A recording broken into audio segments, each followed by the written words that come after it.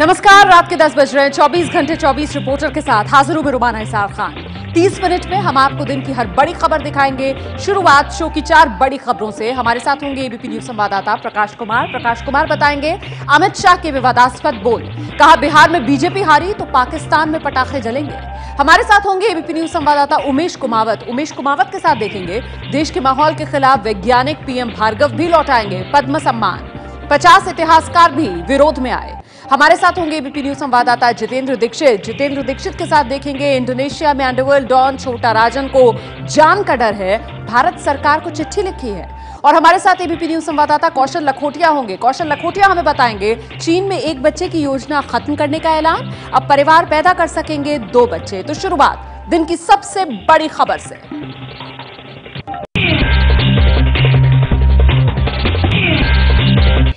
बिहार चुनाव में बीजेपी अध्यक्ष अमित शाह के विवादास्पद बोल। कहा बीजेपी हारी तो पाकिस्तान में जलेंगे पटाखे। बीजेपी अध्यक्ष अमित शाह ने बिहार के बेतिया में चुनाव प्रचार के दौरान कहा कि अगर बीजेपी चुनाव में हारी तो जेल में बंद शहाबुद्दीन खुश होगा और पाकिस्तान में पटाखे फूटेंगे। अगर नीतीश कुमार और लालू एक साथ चुनाव लड़ते हैं और अगर इनकी सरकार बनती है तो फिर से बिहार में क्या होगा वो बिहार की जनता जानती है। ये पूरे इलाके में शहाबुद्दीन का आतंक हुआ करता है। आज भी जनता वो बात याद करती है तो जनता की रूह कांप जाती है। इसी बात को कहने के लिए मैंने प्रयास किया। अमित शाह जिस शहाबुद्दीन की बात कर रहे हैं वो आपराधिक छवि वाले बाहुबली नेता हैं। फिलहाल वो जेल में बंद है। लालू की पार्टी आरजेडी से सांसद रह चुके हैं। कांग्रेस उपाध्यक्ष राहुल गांधी ने आज बिहार के मधुबनी में प्रधानमंत्री नरेंद्र मोदी पर जमकर हमला बोला। राहुल ने कहा कि उन्हें बिहार में हार साफ दिखाई देने लगी है, इसलिए वो गाली गलौज पर उतर आए हैं। बिहार में महागठबंधन बीजेपी की और मोदी जी की अच्छी तरह पिटाई करने वाली, इसलिए मोदी जी गुस्से में लालू जी को, नीतीश जी को, मुझे महागठबंधन के नेताओं को गाली दे रहे हैं। मधुबनी में चुनाव आखिरी चरण यानी 5 नवंबर को होना है।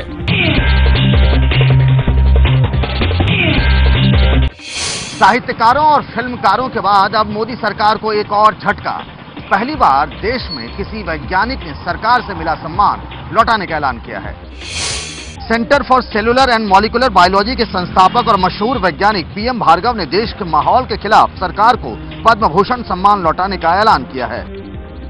इस वक्त ऐसा लगता है हमको कि ये एक हिंदू रिलीजियस ऑटोक्रेसी की तरफ बढ़ रहा है। धर्म की डिक्टेटरशिप होगी, हम पाकिस्तान जैसे हो जाएंगे। इतना ही नहीं, भार्गव ने ये भी पूछा है कि सरकार ये कैसे बता सकती है कि हम क्या पहने और क्या न खाएं और क्या खाएं। वित्त मंत्री अरुण जेटली ने कहा आज जो लोग पुरस्कार लौटा रहे हैं वो तब कहाँ थे जब देश में भ्रष्टाचार हो रहा था। जेटली ने कहा राजनीतिक विरोध के चलते कुछ लोग पुरस्कार लौटा रहे हैं। इतना बड़ा भ्रष्टाचार 10 वर्षों में हुआ, कितने बोले इनमें से?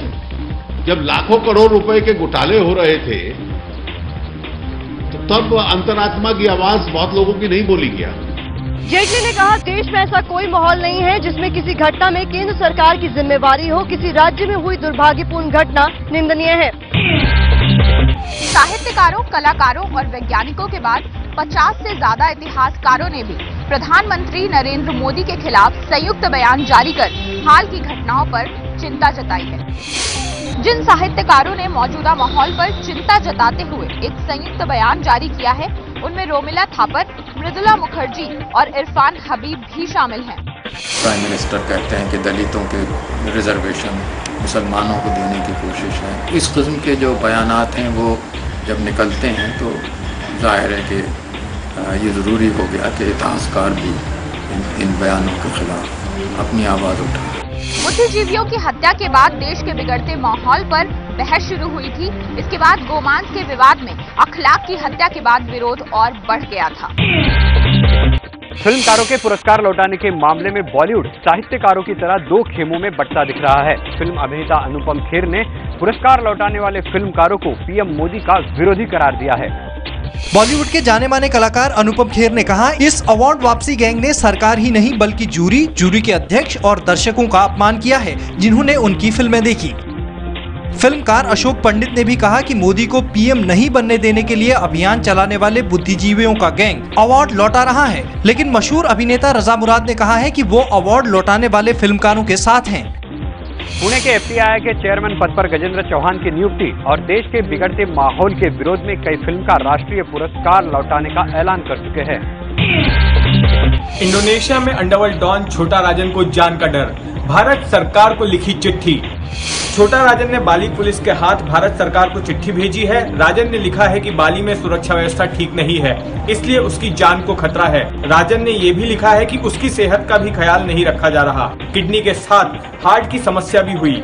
राजन की मांग है कि उसे कॉन्सुलर एक्सेस दिया जाए। खास बात यह है कि उसने चिट्ठी मोहन कुमार के नाम से लिखी है। ऐसी उम्मीद है कि जल्द ही छोटा राजन भारत को सौंप दिया जाएगा। इस बीच सरकार ने एक नोटिफिकेशन का हवाला देते हुए कहा है कि सिर्फ कोर्ट वारंट के आधार पर भी राजन को वापस लाया जा सकता है, प्रत्यर्पण संधि की जरूरत नहीं है। भारत सरकार ने पिछले साल इंडोनेशिया के साथ एक करार किया था, जिसके तहत सिर्फ कोर्ट वारंट के आधार पर ही किसी भी अपराधी को भारत को सौंपा जा सकता है। इंडोनेशिया के बाली में पकड़े गए अंडरवर्ल्ड डॉन छोटा राजन ने एबीपी न्यूज से एक्सक्लूसिव बातचीत में कहा कि वो भारत आना चाहता है और किसी देश नहीं जाना चाहता। आप क्या आपने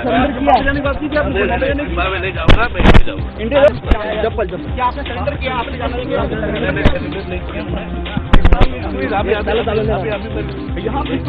आरोपी की तरफ भेजा मांगी आपने, तो क्या यहाँ पर खतरा लग रहा है?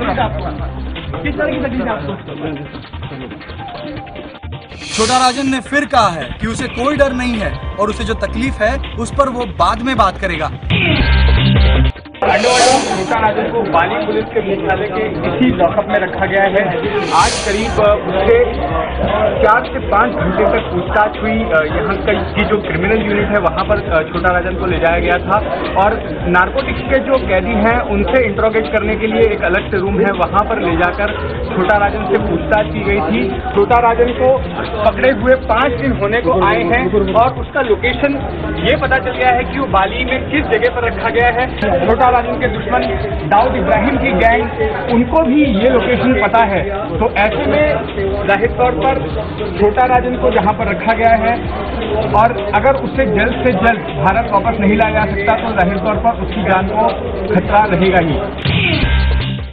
तो सरकार भले ही काफी खुश हो, अपनी पीठ थपथपा रही हो, लेकिन बीजेपी के ही सांसद आरके सिंह का कहना है कि छोटा राजन को क्या पकड़ना है तो फिर दाऊद को पकड़ो। अब बात अखिलेश यादव की, जिन्होंने 8 मंत्रियों को बर्खास्त कर दिया है।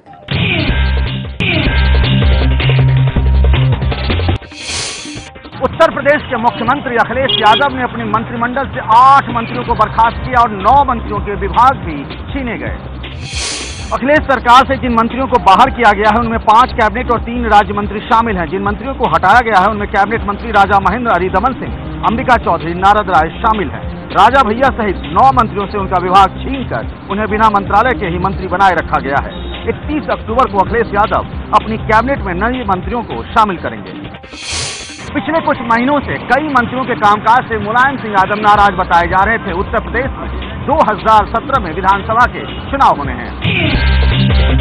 पटेलों को लुभाने के लिए अब से यूपी में भी हो सकती है 31 अक्टूबर को सरदार पटेल की जयंती पर सरकारी छुट्टी। अखिलेश सरकार कर सकती है ऐलान। सरदार वल्लभ भाई पटेल की 140वीं जयंती पर यूपी में अखिलेश सरकार 31 अक्टूबर को सरकारी छुट्टी का ऐलान कर सकती है। खबरों के मुताबिक प्रतापगढ़ के पट्टी से एसपी विधायक राम सिंह पटेल ने सीएम से मिलकर छुट्टी की मांग की है। यूपी में 7% आबादी वाले कुर्मी समुदाय के लोग सरदार पटेल को अपना आदर्श मानते हैं, लिहाजा अखिलेश सरकार का कदम राज्य की कुर्मी आबादी को लुभाने के प्रयास के तौर पर देखा जा रहा है। 2017 में यूपी विधानसभा का चुनाव होने वाला है। सरदार पटेल की 140वीं जयंती पर बीजेपी भी कई तरह के आयोजन कर रही है। 31 अक्टूबर को होने वाले कार्यक्रम में पीएम मोदी भी शिरकत करेंगे। गौ हत्या के खिलाफ कानून बनाने वाली हरियाणा की मनोहर लाल खट्टर सरकार की मैगजीन में बीफ को बताया गया है शरीर में आयरन बढ़ाने वाला टॉनिक। एबीपी न्यूज के पास शिक्षा सारथी पत्रिका का सितंबर एडिशन मौजूद है, जिसमें बीफ की तारीफ की गई है। इसमें छपे एक लेख में शरीर में आयरन बढ़ाने के लिए बीफ की तारीफ की गई है। लेख पर विवाद होने पर मैगजीन के सितंबर के एडिशन को हटा दिया गया है। साथ ही पत्रिका के संपादक को भी सस्पेंड कर दिया गया है। हाल ही में खट्टर ने एक विवादित बयान देते हुए कहा था कि मुस्लिम देश में रह सकते हैं, लेकिन उन्हें बीफ खाना छोड़ना होगा। महाराष्ट्र के मुख्यमंत्री देवेंद्र फडणवीस ने शिवसेना को दिखाई आंख, कहा 2-4 काले झंडे दिखाने वाले हमें राष्ट्रभक्ति न सिखाएं। महाराष्ट्र में साथ मिलकर सरकार चला रही बीजेपी और शिवसेना पाकिस्तान को लेकर एक दूसरे पर जुबानी तीर चला रही है। देवेंद्र फडणवीस ने शिवसेना को दिया जवाब, कहा जब पाकिस्तान के खिलाफ युद्ध के समय हमारे जवानों के हथियार गलत जगह पर गिर गए थे तो हमारे स्वयंसेवकों ने गोलियां खाकर जवानों के हथियार और जख्मी जवानों को सही जगह पर पहुंचाया था। हाल ही में पाकिस्तानी गायक गुलाम अली और पूर्व विदेश मंत्री खुर्शीद महमूद कसूरी की किताब विमोचन के समय शिवसेना ने भारी हंगामा किया था। इतना ही नहीं, पाकिस्तान के साथ क्रिकेट खेलने को लेकर बीसीसीआई के दफ्तर में भी हंगामा मचाया था। महाराष्ट्र के मुख्यमंत्री कोष से डांस ग्रुप को 8 लाख रुपए देने पर उठे विवाद के बाद डांस ग्रुप ने सीएम कोष को पैसा लौटा दिया है।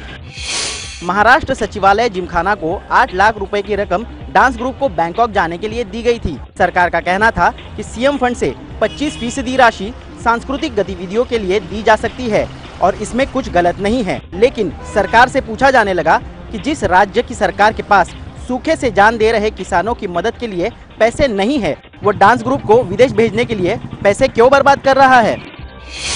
एबीपी न्यूज की तरफ से ये खबर जोर शोर से दिखाई गई थी, जिसके बाद डांस ग्रुप की ओर से ये रकम लौटाई गई है, जिसकी तारीफ होनी चाहिए।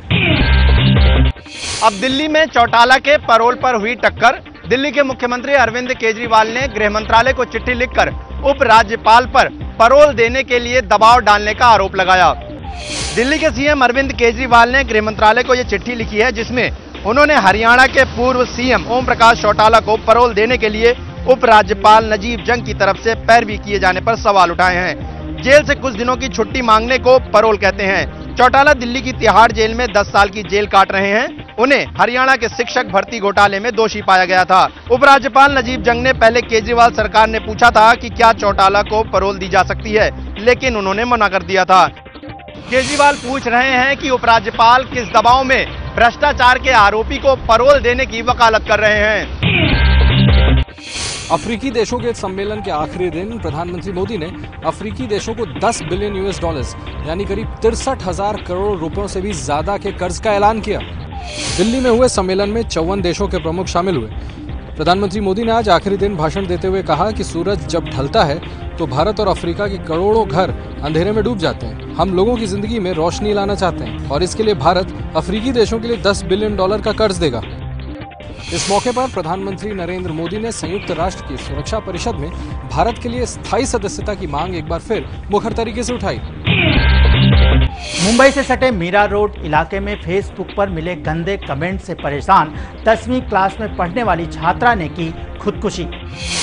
मीरा रोड के सॉलिटेयर सोसाइटी की इसी बिल्डिंग के 7वें फ्लोर से कूदकर 14 साल की लड़की ने खुदकुशी कर ली। घर वालों का आरोप है कि कौशल देव मुरारी नाम का एक लड़का लड़की को काफी दिनों से फेसबुक पर परेशान कर रहा था, जिससे परेशान होकर लड़की ने अपनी जान दे दी।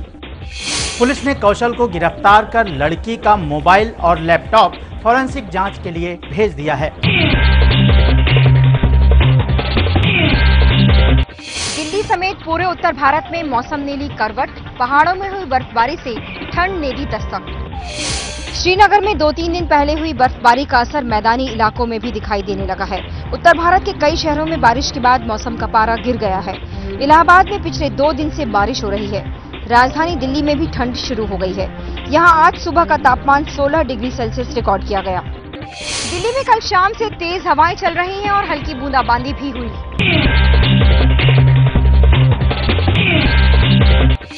इंसुलिन लेने वाले डायबिटीज के मरीजों के लिए अच्छी खबर, जल्द ही उन्हें इंजेक्शन लेने से मिल सकती है निजात। अमेरिका में भारतीय मूल के वैज्ञानिक तैयार कर रहे हैं इंसुलिन की गोली।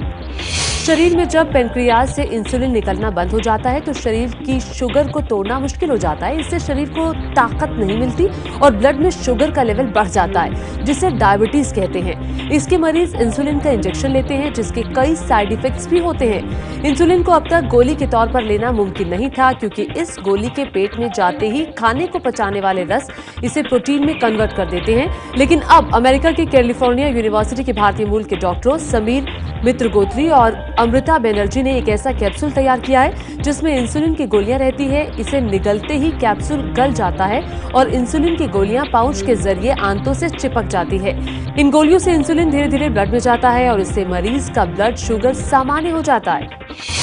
दुनिया भर में डायबिटीज के 38 करोड़ से ज्यादा मरीज हैं, जिसमें अकेले भारत में 6.5 करोड़ लोग डायबिटीज से पीड़ित हैं। भारतीय बॉक्सर विजेंदर सिंह को दुनिया के सबसे पुराने लोकतंत्र की संसद यानी ब्रिटेन की संसद ने सम्मानित किया है। लंदन शहर के बीचों बीच यह है ब्रिटेन की संसद और यह है भारतीय मूल के सांसद कीथ वाज। उनके पीछे कमरे में घुसे शख्स है भारत के बॉक्सर विजेंदर सिंह। ब्रिटेन की संसद के हाउस ऑफ कॉमन्स ने विजेंदर को खास मेहमान के तौर पर अंदर का टूर कराया। हाउस ऑफ कॉमन्स भारत के लोकसभा की तरह है। भारत के एकमात्र ओलंपिक पदक विजेता बॉक्सर विजेंदर वो हर कोशिश कर रहे हैं जिससे ब्रिटेन में उनकी नई पहचान बन सके। विजेंदर सिंह अब पेशेवर बॉक्सर बन चुके हैं। पहली फाइट जीत चुके विजेंदर सिंह अपनी दूसरी पेशेवर फाइट की तैयारी कर रहे हैं, जो 7 नवंबर को डबलिन में होनी है। पंजाब के जलंधर में आज शादी के बंधन में बन गए क्रिकेटर हरभजन सिंह और अभिनेत्री गीता बसरा। ये तस्वीरें क्रिकेटर हरभजन सिंह और अभिनेत्री गीता बसरा की शादी की हैं।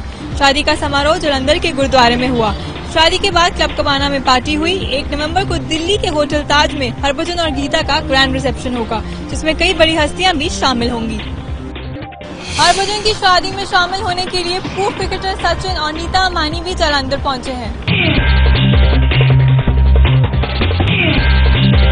प्यार का पंचनामा और प्यार का पंचनामा 2 के बाद निर्देशक लव रंजन बनाएंगे प्यार का पंचनामा 3। प्रॉब्लम ये है कि वो लड़की है, सोने से पहले बात करनी है, उठने के बाद बात करनी है। भाई दिन पूरा नहीं पड़ता क्या कि आदमी सोने से पहले 2 मिनट चैन से लेट नहीं सकता क्या? प्यार का पंचनामा की 2 सीरीज में लड़कों का शोषण दिखाने के बाद निर्देशक लव रंजन प्यार का पंचनामा 3 में लड़कियों का पक्ष दिखाएंगे। निर्देशक ने कहा कि लड़कियां भी अपने बॉयफ्रेंड्स के लिए कई त्याग करती हैं। प्यार का पंचनामा 2 ने 2 हफ्तों में 50 करोड़ के आंकड़े को पार कर लिया है।